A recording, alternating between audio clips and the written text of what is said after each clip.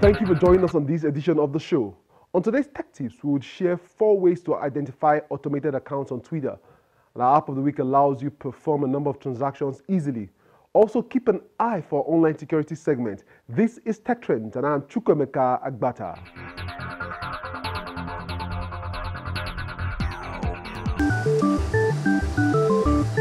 The telecommunications industry has witnessed dramatic growth globally, despite the slow penetration in some countries.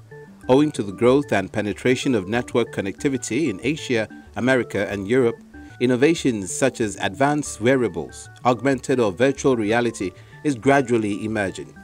While the same, however, cannot be said about some countries in Africa, Nigeria is a case in point. The areas that we really need to start to address as a technology front, so we don't miss out on what is happening outside these shores, are to do with artificial intelligence, big data, machine learning, and a variety of other technologies. Internet of Things is coming out in South Africa this year, and we should be looking in Nigeria to also adopt an Internet of Things. But then we need IPv6 to be introduced, and there's a few other areas that are exciting for this industry. As you know, it's a very dynamic industry, so there'll be other areas that we will need to address. According to Deloitte.com, Nigeria telco industry is one that can currently be described as self-aware and steadily adapting to the stark realities of business-changing trends, intense rivalry, regulatory uncertainties. Telco's industry in Nigeria faces a lot of challenges ranging from multiple taxation to over-the-top services eating into their revenue stream, as well as perceived lack of government support. The current economic challenges in the country might be responsible for the challenges rocking one of the telco giants in Nigeria, Etisalat, over unsettled debts.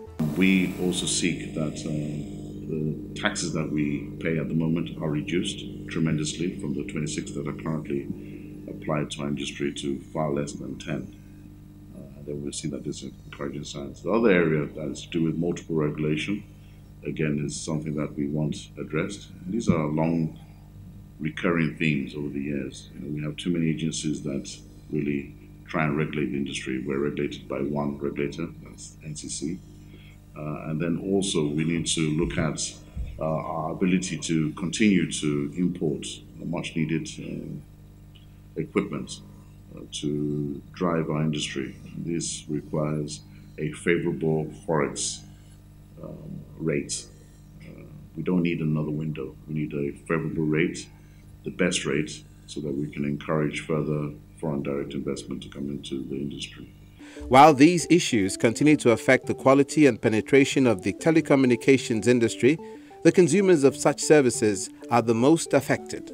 According to the National Bureau of Statistics, Nigeria's telecom sector contributed 1.3 trillion naira to Nigeria's GDP in the third quarter of 2016. The share of telecommunications in total real GDP had declined throughout 2010 to 2014, but for the last 6 quarters, growth in telecoms has been higher, meaning the trend is reversing. Although growth in the telecom sector remained positive, in contrast with the economy, year-on-year growth nevertheless dropped in real terms from 1.5% in the previous quarter to 0.9%, the lowest rate since 2011 in the third quarter.